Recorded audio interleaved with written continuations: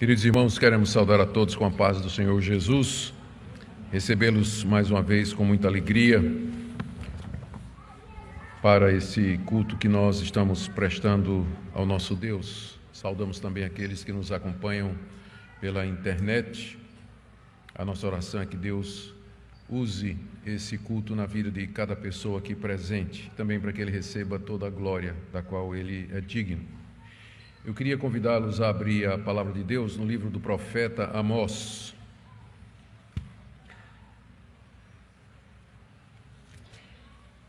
Capítulo 6.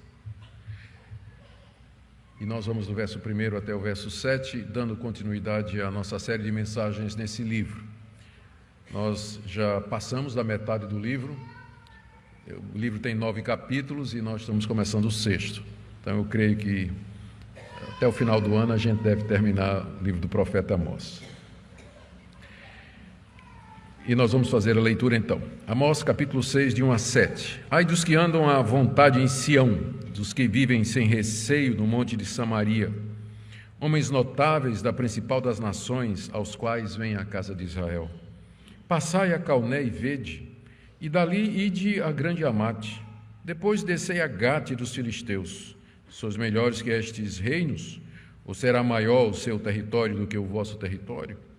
Vós que imaginais estar longe o dia mau, fazeis chegar o trono da violência, que dormis em camas de marfim, e vos espreguiçais sobre o vosso leito, e comeis os cordeiros do rebanho e os bezerros do cevadouro, que cantais à toa ao som da lira, e inventais como Davi instrumentos músicos para vós mesmos, que bebeis vinhos em taças e vos ungis com mais excelente óleo, mas não vos afligis com a ruína de José.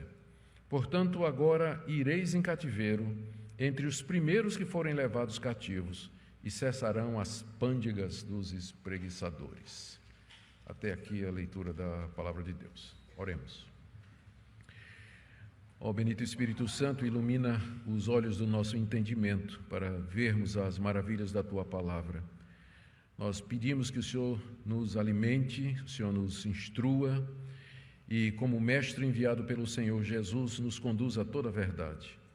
Pedimos que o Senhor aplique essa palavra aos nossos corações, nos mostrando de que forma nós devemos reformar a nossa vida e viver no presente à luz da Tua verdade e dos Teus ensinos aqui. Tudo para a glória de Deus Pai, na mediação de Jesus Cristo. Assim pedimos. Amém. Quando eu era estudante no Seminário Presbiteriano do Norte, creio que eu estava no primeiro ano, o reverendo Francisco Leonardo, que seria meu sogro, ele era o diretor do seminário. O seminário tem um internato, ainda hoje tem, onde os alunos que vinham de outras cidades estudar, ali moravam. Eu morava fora, morava aqui na casa dos meus pais. E um dia eu cheguei no seminário e a notícia que eu ouvi, a história que me contaram foi a seguinte: os alunos acordaram cedo, foram para o refeitório para tomar o café da manhã. Reverendo Francisco Leonardo nunca aparecia no seminário naquele horário. De repente, os alunos começam a fazer uma guerra de pão. Pegavam o miolo de pão, molhavam no café e ficavam fazendo guerra um com o outro dentro do refeitório. De repente, silêncio mortal. Quem é que entra no refeitório? Reverendo Francisco Leonardo. Todo mundo para, ele caminha até uma mesa, pega um pires, se ajoelha, cata os pedaços de pão, põe no pires, senta e começa a comer. O que teve de aluno chorando naquele dia não foi brincadeira. Atrás do seminário, hoje não tem mais, mas naquela época, atrás do seminário, tinha uma favela de pessoas que passavam fome e necessidade, enquanto que os candidatos a futuro pastor estavam fazendo guerra de pão. Essa foi a lição que o reverendo Francisco ensinou, sem dizer uma palavra. Há um episódio na vida de José, aquele filho de Jacó, um dos 12 filhos de Jacó, que é usado como 2 episódios, na verdade, que são usados pelo profeta Amós aqui para falar do pecado da insensibilidade. O primeiro episódio está lá em Gênesis capítulo 37, verso 23 a 25, que diz que os irmãos de José, por inveja, o traíram e o jogaram num poço. E enquanto José ali estava sofrendo, os irmãos estavam comendo, tendo uma refeição e negociando a venda de José como escravo a uma caravana que passava rumo ao Egito. Mais adiante, no capítulo 42, no verso 21 de Gênesis, um dos irmãos de José, depois que José já tinha sido exaltado a governador do Egito e estava testando os seus irmãos, ele disse o seguinte: disseram uns aos outros, os irmãos de José, na verdade nós somos culpados no tocante a nosso irmão, pois lhe vimos a angústia da alma quando nos rogava e não lhe acudimos, por isso vem essa ansiedade. O outro episódio foi quando José foi acusado falsamente e ele foi jogado na prisão por Potifar, instigado pela sua mulher, que levantou um falso contra José. E José, lá na prisão, adivinhou o sonho do copeiro, que teve uma visão da parte de Deus. José deu o significado, a previsão de José se cumpriu, e José disse ao copeiro: quando Deus mudar a tua sorte, quando Deus te abençoar e favorecer, você então se lembra de mim que eu estou preso aqui injustamente. Tudo aconteceu como José disse. O copeiro foi reinstalado na função, voltou à sua antiga glória e se esqueceu completamente da ruína de José, que estava preso lá. Talvez com certeza são estas duas histórias que estão por detrás do que é que o profeta Amós está dizendo aqui nessa profecia contra os notáveis da nação de Israel. Os líderes daquelas nações, a profecia inicialmente é dirigida a Judá e a Israel, ao Reino do Sul e o Reino do Norte. Os líderes daquelas nações, como os reis, príncipes, nobres, sacerdotes e juízes, estavam vivendo uma vida opulenta, uma vida de luxo e de riqueza, ao mesmo tempo em que eram completamente insensíveis para a desgraça do país, para a miséria dos pobres e as dificuldades que os desfavorecidos enfrentavam. Amós, então, denuncia mais uma vez os pecados deles, e particularmente o pecado da insensibilidade, e profetiza o juízo de Deus que está por vir sobre eles, especialmente sobre os seus líderes. Muito embora ele comece se referindo aqui a Sião, que é Jerusalém, capital de Judá, Reino do Sul, na verdade a profecia tem como alvo principal o Reino do Norte, cuja capital era Samaria, e o rei era Jeroboão II. Lembremos aqui aquele contexto em que Amós está profetizando, para que as palavras que ele vai dizer aqui façam todo sentido sobre nós. Primeiro, a nação de Israel estava vivendo um momento de ruína social no meio do povo. Nós já vimos que os pobres estavam sendo explorados e estavam sendo oprimidos e injustiçados por parte dos ricos, poderosos, latifundiários, proprietários de terrenos. Havia prostituição, corrupção dos juízes, os direitos eram torcidos e negados para aqueles que não tinham recursos para comprar uma sentença. Havia devassidão, embriaguez, imoralidade. Amós fala aqui de um homem e uma mulher compartilhando a mesma jovem. Havia uma ruína espiritual e religiosa. O povo, mesmo sendo extremamente religioso e frequentando os 3 templos, os 3 santuários nacionais, ofereciam a Deus um culto hipócrita, formal, ao mesmo tempo que adorava outros deuses, especialmente 2 bezerros de ouro, um em Betel e outro em Gilgal. Havia ignorância de Deus, superstição, a ponto de, como vimos na última mensagem, Deus dizer assim: afasta de mim o barulho do cântico de vocês, eu não aceito esse culto que vocês estão trazendo para mim. Essa era a situação real do povo quando Amós estava profetizando. Embora, é claro, essa situação de pobreza e opressão, ela não era compartilhada pelos nobres, pelos notáveis a quem Amós se dirige primeiramente aqui. Então, o que eu queria nessa noite era mostrar a quem essa profecia é dirigida, são os notáveis da nação de Israel. Depois, quais são os pecados que são denunciados, e nós vamos ver aqui que Amós menciona pelo menos 4 atitudes pecaminosas daqueles notáveis. Depois, em terceiro lugar, o castigo que viria, e por último, algumas lições que eu penso o texto pode trazer para nós. Então, em primeiro lugar, a quem Amós dirige essa profecia? Está aí no verso 1. Ai dos que andam à vontade em Sião, dos que vivem sem receio no monte de Samaria, homens notáveis da principal das nações, aos quais vem a casa de Israel.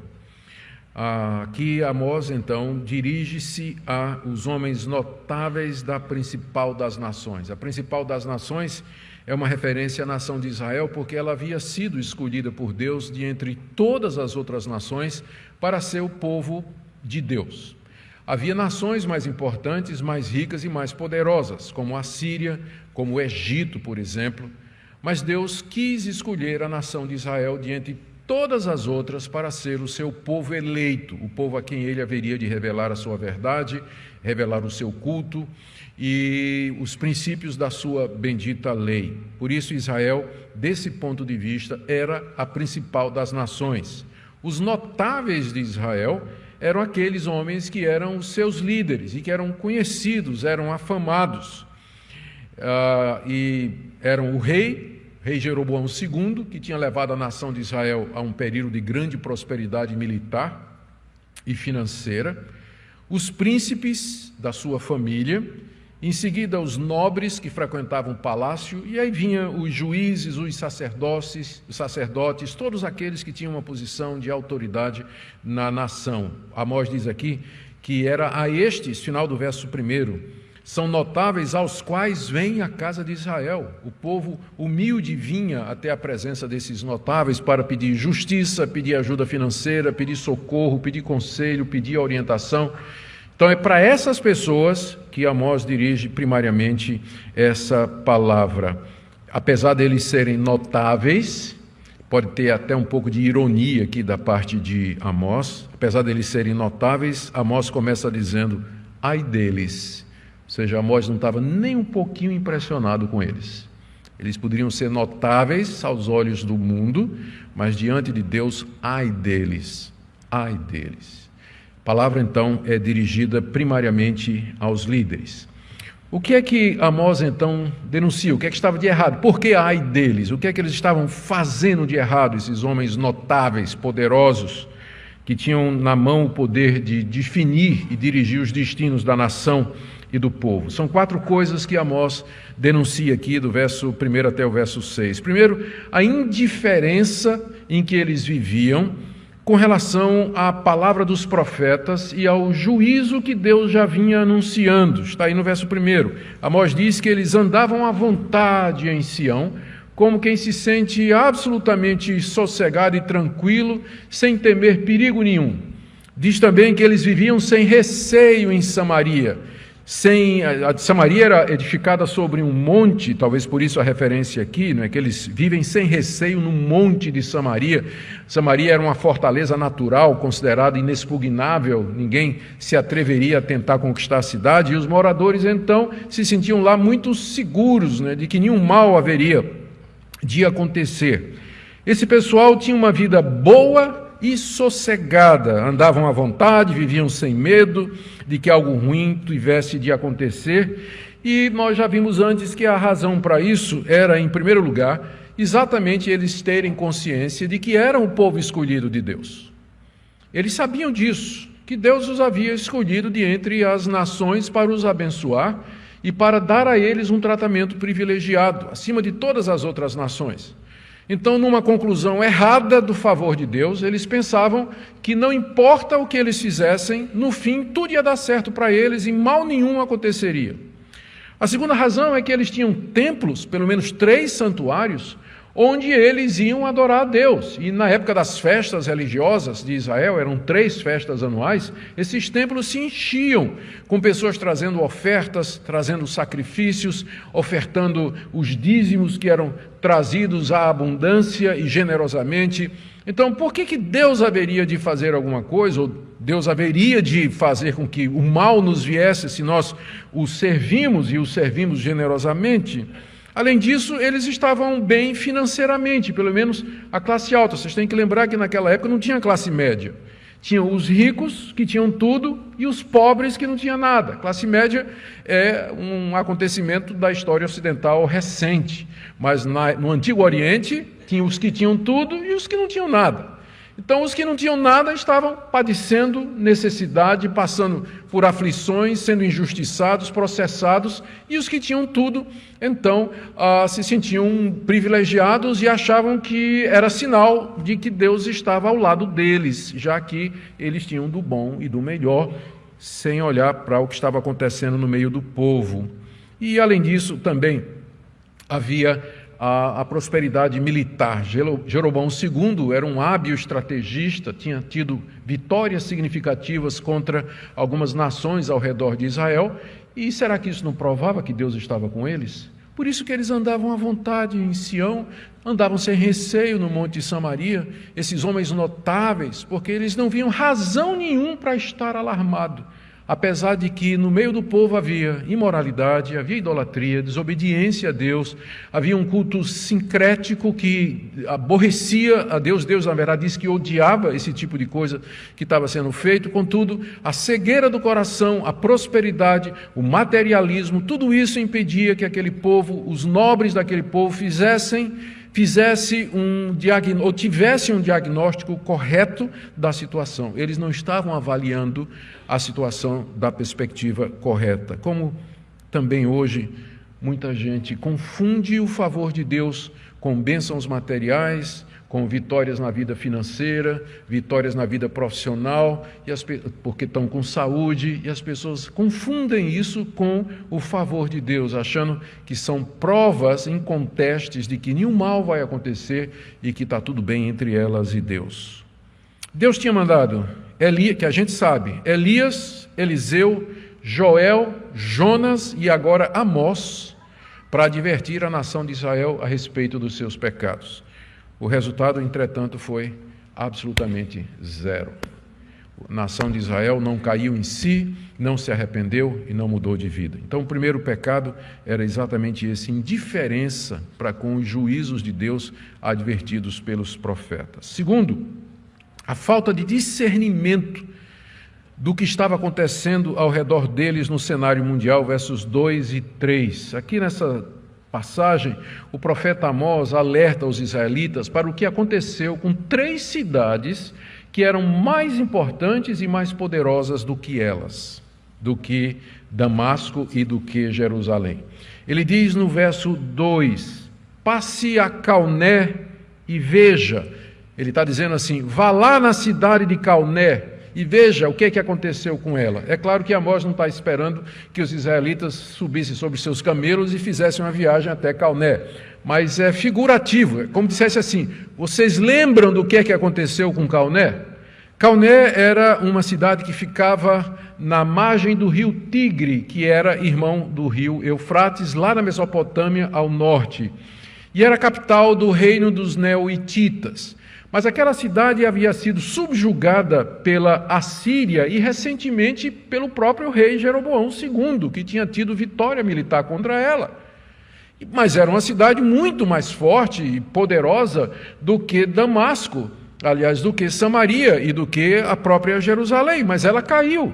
Ela caiu apesar de toda a sua segurança. A mesma coisa com a cidade de Amate, verso 2. Vede, e dali, ide a grande Amate. Depois de passar lá em Calné e ver o que aconteceu lá, continua mais um pouquinho e vai lá para a cidade de Amate. Amate ficava também ao norte, perto do rio Orontes, e também tinha sido subjugada pela Assíria, e também os próprios judeus tinham tido vitória militar contra ela. Como Amós diz aqui, era uma grande cidade. Vão lá na grande Amate e vejam o que aconteceu com ela. E aí ele diz, e aproveita, e dá uma chegadinha ao sul agora. na cidade de Gate dos filisteus. Gate era uma das 5 principais cidades dos filisteus. 4 delas são mencionadas aqui no capítulo 1 de Amós. Quando nós começamos a pregar, então nós lembramos que um dos alvos de Amós é exatamente a Filístia, e ele enumera 4 cidades dos filisteus. Só faltava uma, que era Gate, que é mencionada aqui. Amós diz: passa lá para Gate, a grande cidade dos filisteus, e veja o que aconteceu com ela. O próprio rei Uzias, que era rei de Judá, recentemente tinha conquistado a cidade de Gate. O ponto de Amós se resume nessas 2 perguntas que ele faz no final. Sois melhores do que estes reinos? Vocês são melhores do que esses reinos? Vocês têm mais poderio militar? Vocês têm mais resistência? Estão mais bem protegidos do que esses reinos? A resposta é não. Mesmo assim, aquelas cidades foram abatidas, elas foram subjugadas, elas foram conquistadas. Segunda pergunta, final do verso 2: será maior o território deles do que o vosso território? Resposta: sim, era maior, mas mesmo assim foram conquistados. Então imagine vocês. Esse é o ponto de Amós. Imagine vocês. Então esse era o segundo pecado, por assim dizer: não ser capaz de olhar ao redor, ver a mão de Deus no cenário mundial, olhar para si e dizer: se aconteceu com eles, pode acontecer comigo.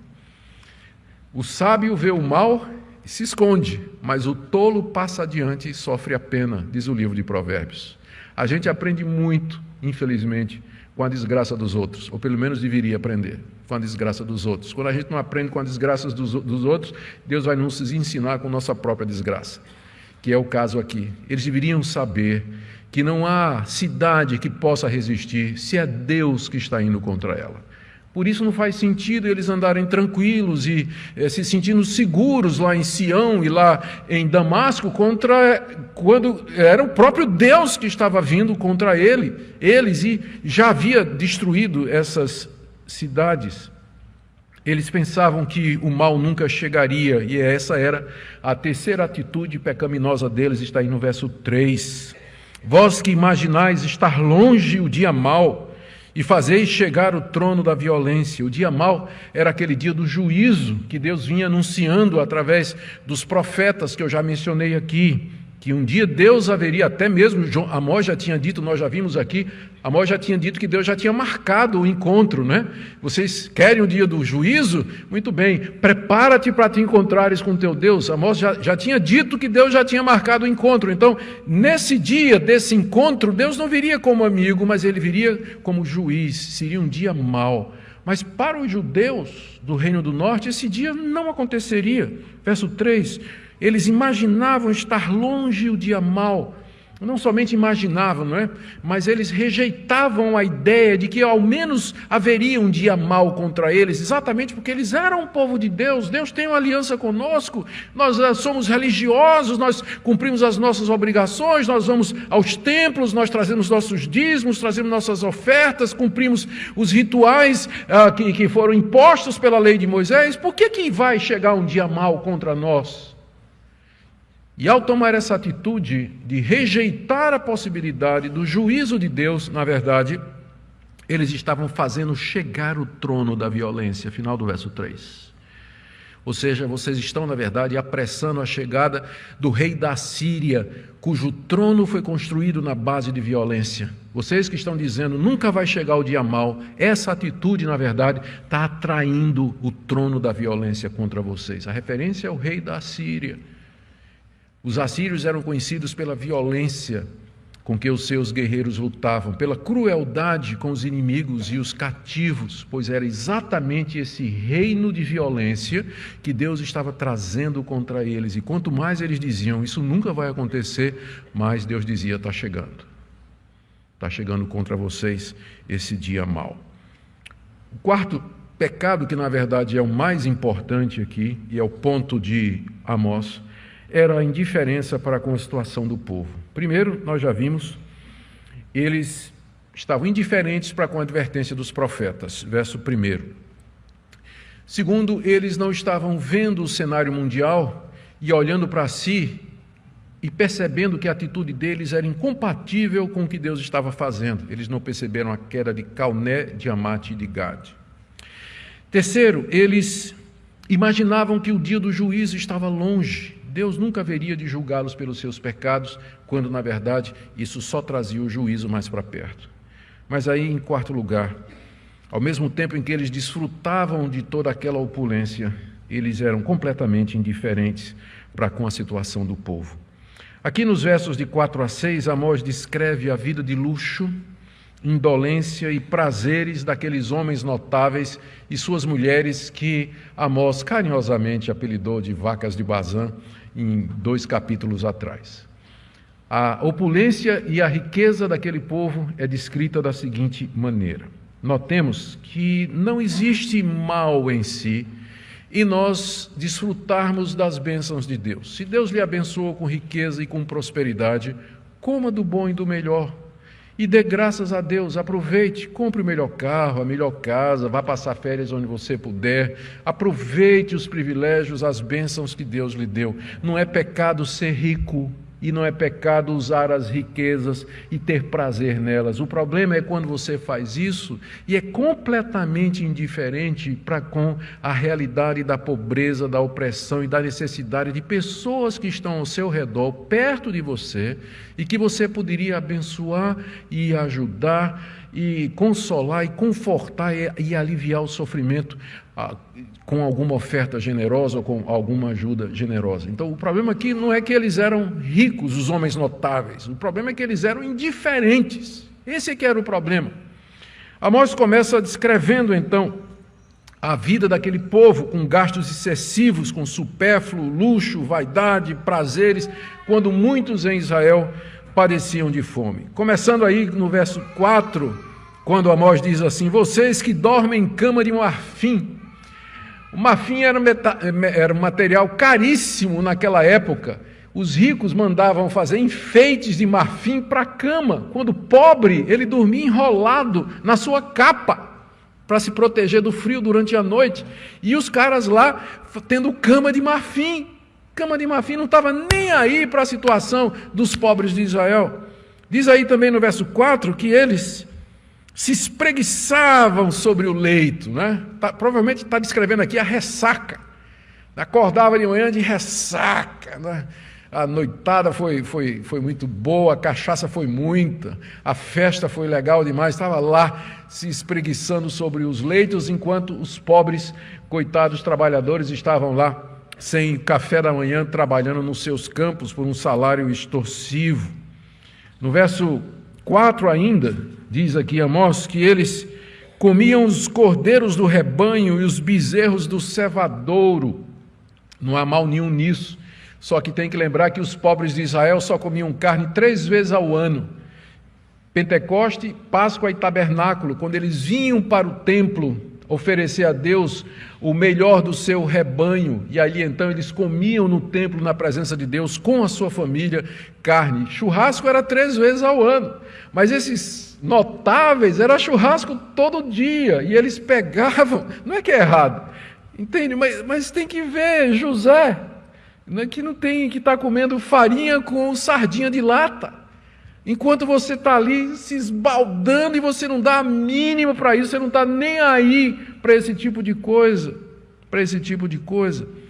Depois, Amós menciona aqui no verso 5, a criatividade musical desse pessoal, até fazendo uma paródia do rei Davi. Davi criou instrumentos de música para louvar a Deus, mas esse pessoal estava inventando instrumento de música para alegrar as baladas e as festas e as churrascadas que eles davam. Aí no verso 5, cantais à toa, viviam à toa e cantavam à toa, ao som da lira, e inventais, como Davi, instrumentos musicais para vós mesmos. Como eu disse, inventar instrumentos de música, não tem mal nenhum nisso. O problema é quando isso era feito para embalar e dar o fundo musical de uma vida voltada para o prazer, para o materialismo e para o consumo, ao mesmo tempo que não se ouvia o choro do pobre, mas o som da lira. E agora no verso 6, ele diz: vocês bebem vinho em taças, só que a palavra que é usada para taça aqui Na verdade, devia ter a palavra para copo aqui. A palavra taça significa uma taça grande, onde o vinho primeiro era misturado e de lá derramado no copo, que era então servido.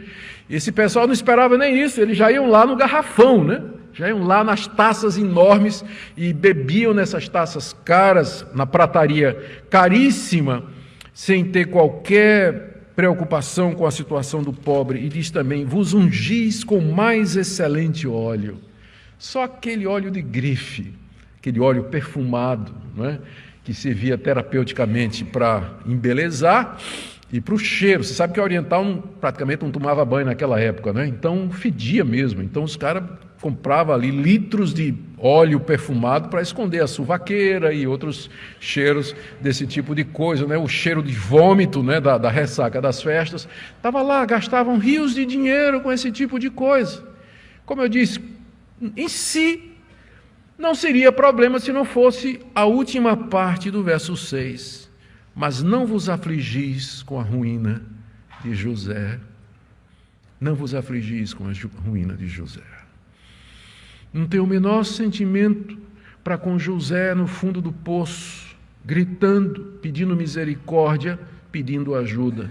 Enquanto isso, seus irmãos estavam negociando a venda dele. Era exatamente essa a situação da nação de Israel. O pecado da indiferença, como eu disse, não é pecado ser rico, pecado é ser indiferente. Pecado é você deixar de ajudar, de contribuir, de abençoar quando Deus lhe deu os recursos para isso. Pecado é viver para esse tipo de vida. Pecado é ter como alvo esse estilo de vida aqui, e nos seus planos, no seu orçamento, não tem margem nenhuma para ajudar o pobre, o necessitado, aquele que realmente precisava. Eles não se afligiam com a ruína do povo. Então agora, terceiro lugar, Amós anuncia o castigo. Primeiro, Amós se dirigiu para eles, notáveis, até ironicamente. Depois denunciou os pecados, nós vimos as 4 atitudes aqui, terminando com a indiferença. E agora, em terceiro lugar, Amós anuncia o castigo que está preparado. Está aí no verso 7, o portanto introduz a conclusão. Portanto, ou seja, a luz desses pecados, especialmente do último, esse da insensibilidade com a ruína de Jacó, agora ireis em cativeiro entre os primeiros que forem levados cativos, e cessarão as pândegas dos espreguiçadores. Aqui Amós anuncia o juízo, a consequência do pecado de insensibilidade. Eis o motivo pelo qual ele começou esse oráculo dizendo no verso 1: ai de vocês, porque ai deles, porque eles serão os primeiros a serem levados em cativeiro quando o trono da violência chegar no dia mau mandado por Deus. Israel seria, sim, invadido e conquistado como Calné, Amate e Gade. E eles, os notáveis, eles seriam levados como escravos para o cativeiro assírio. E eles seriam os primeiros da fila. Eles passaram a vida toda querendo estar na frente da fila de prioridade, de cliente VIP. E Deus diz: vou fazer a mesma coisa. Quando vocês forem levados para o cativeiro, adivinha quem vai estar na frente? Eu vou colocar vocês lá no primeiro lugar. E cumpriu exatamente como Amós disse. Nós lemos no livro dos Reis que em 722 o rei Salmaneser, ou Sargão II, ele invadiu e conquistou Samaria, e o primeiro que ele capturou, prendeu e mandou em cativeiro, adivinha? Foi o rei Oséias, que era o nobre, que era o rei daquela época, foi o primeiro que foi mandado em cativeiro, cumprindo exatamente aquilo que Deus havia dito. E dessa forma, então, Amós diz, Deus vai fazer cessar as pândegas dos espreguiçadores, ou seja, Deus vai cessar esses banquetes alegres para os que vivem ociosos e insensíveis. A vida luxuosa e cara vai terminar com o juízo de Deus. Queridos, que lições nós podemos tirar para nós aqui? Eu queria então pensar em algumas para terminar nessa noite. Essa passagem nos instrui em alguns pontos que creio são bem relevantes. Primeiro, o Deus de Amós, O Deus a quem Amós servia é o mesmo Deus a quem nós servimos hoje, mediante o nosso Senhor e Salvador Jesus Cristo. Deus sempre aborreceu o pecado da insensibilidade, do descaso e da indiferença para com o pobre e o necessitado, aquele que realmente precisa. Não foi esse o pecado do rico? Lucas 16, parábola do rico e de Lázaro. O mendigo estava ali comendo das migalhas que caíam da mesa do rico, que não estava nem aí para ele. Foi por essa causa que ele foi condenado. Não foi esse o pecado daqueles que passaram ao largo pelo judeu que tinha sido ferido e que foi atendido pelo bom samaritano? E não é esse o pecado que vai condenar muitos no dia do juízo? Mateus 25, Jesus diz: apartai-vos de mim, malditos, para o fogo eterno, porque tive fome, não me deste de comer. Estava doente, não fostes visitar-me. Estava preso e não fostes até a cadeia. Precisava de ti e você nunca apareceu. Esse é o pecado que, de acordo com Jesus, no dia do juízo, Deus vai imputar aos ímpios, que é o descaso, a indiferença e a insensibilidade para com as pessoas ao seu redor. É o pecado, em segundo lugar, que se manifesta em nossos dias, sim, no meio evangélico, sim, de diversas formas, que parecem pequenas e insignificantes, mas começa com aqueles gastos excessivos, supérfluos, e aí pouca ou nenhuma doação, oferta, ou compromisso, ou ajuda com os irmãos da igreja que têm necessidade. Começa com os evangélicos, especialmente os jovens que estão começando a vida, estão indo para o mercado de trabalho, estabelecendo como alvo da vida o lazer, o culto ao corpo, negócios, esportes, e não há nenhum projeto de envolvimento com obra social, de ajudar necessitados ou de contribuir generosamente para que os órgãos capazes possam consolar os aflitos. O gasto com vestidos, roupas, festa, o gasto com festas dispendiosas. E, ao mesmo tempo, não há nenhuma doação para a instituição de caridade, creche, orfanato, abrigo de idosos, nenhum envolvimento com missão, nenhuma contribuição para a evangelização dos povos perdidos e não alcançados. Qual é a raiz de tudo isso? É a mesma da época de Amós. Como eu disse, não tem problema nenhum com esse estilo de vida. O problema é quando isso é feito sem qualquer sensibilidade para com a realidade do mundo caído em que nós estamos inseridos. Às vezes os evangélicos, especialmente de classe média, eles vivem numa bolha. Eles não conhecem a realidade fora dessa bolha. Eles não conseguem pensar fora dessa bolha. Terceira lição. Embora a passagem ela seja dirigida aos líderes da nação, e a gente tem que sempre observar isso, quem são os recipientes da profecia, contudo, ela tem uma aplicação, sem dúvida, a todos os leitores, aos cristãos em geral. Qual é ela? Nós devíamos estar conscientes da pobreza, sofrimento e da injustiça ao nosso redor.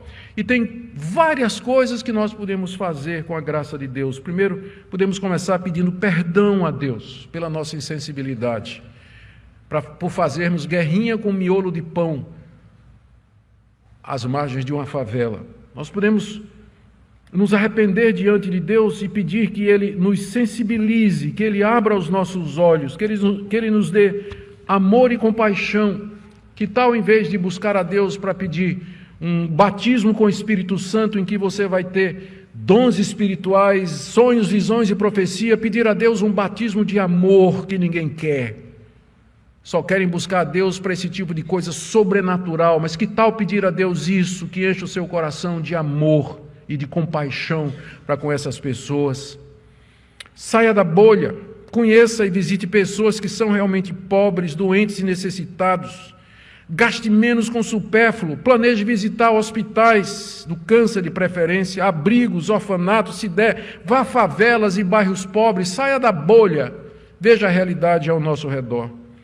Contribua financeiramente, generosamente, consistentemente, para que os órgãos que são capazes, estão preparados para isso, possam ajudar. Às vezes é difícil individualmente você fazer o bem, porque você não sabe avaliar qual a real necessidade daquela pessoa pobre. Que às vezes, em vez de um peixe, ela precisa ganhar uma vara e um anzol para aprender a pescar.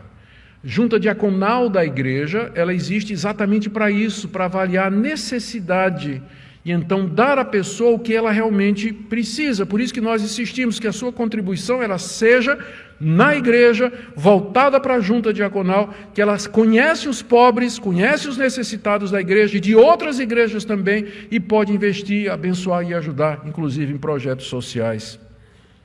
Eu quero também aqui dar uma palavra, em quarto lugar, a José. Quero dar uma palavrinha a José. José aqui são os sofredores, são os abandonados. Meu querido José, Deus está vendo o seu sofrimento. Deus está vendo o seu sofrimento. Ele se importa, ao contrário de muitas pessoas ao seu redor que parecem não dar a mínima para o que está acontecendo com você. Lembre que depois de sofrer, José foi exaltado por Deus porque ele foi fiel. Por isso não deixe o rancor e o ressentimento entrar no seu coração, porque é fácil você ter no meio da igreja evangélica gente ressentida. Encontro aos montões de gente dizendo assim, eu estava passando necessidade, eu estava sofrendo, não recebi uma visita, ninguém me ligou, ninguém se interessou por mim nem pela minha situação.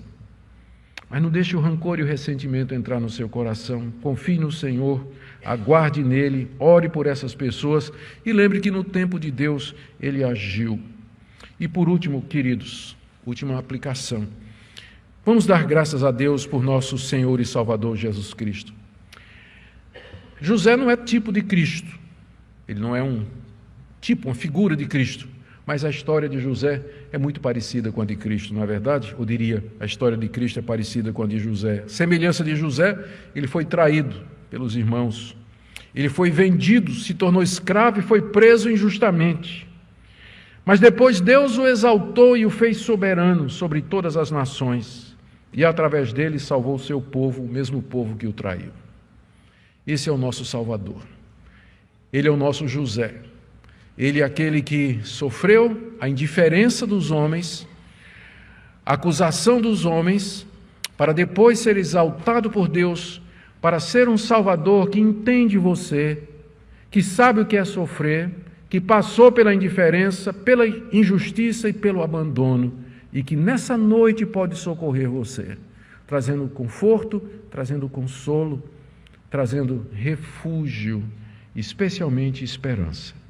E que Deus está vendo, Deus está ouvindo, e que no tempo dele, ele haverá de abençoar a sua vida. Que Deus derrame seu Espírito sobre nós, irmãos. Que nós, de fato, amemos uns aos outros, como a Bíblia diz, porque o amor, inclusive, é mais excelente do que os próprios dons espirituais. Oremos. Ó Deus, nós queremos pedir que o Senhor abra os nossos olhos para ver a realidade do mundo. Te agradecemos pelas muitas bênçãos, não queremos ser ingratos. Te agradecemos não só pelas bênçãos, mas pela capacidade de usufruir delas. E nós te agradecemos por aqueles irmãos que são generosos, a quem o Senhor abençoou com recursos e que não se furtaram e não se furtam a contribuir generosamente na proporção em que têm recebido. Mas nós queremos nessa noite orar por aqueles que, mesmo que têm recebido tanta coisa do Senhor, não contemplam a necessidade de José e não contribuem, não ofertam generosamente, constantemente, consistentemente para o alívio dessas pessoas. Oramos também por aqueles que estão sofrendo, passando necessidade, que o Senhor queira confortar, que o Senhor queira consolar. E nós pedimos também, Senhor, nós queremos também agradecer, Senhor, pelo nosso Salvador, que passou por tudo isso para nos resgatar desse mundo mau, perdoar os nossos próprios pecados, nos compreender e atender quando nós a Ele recorremos. É no nome dele que nós oramos agora. Amém.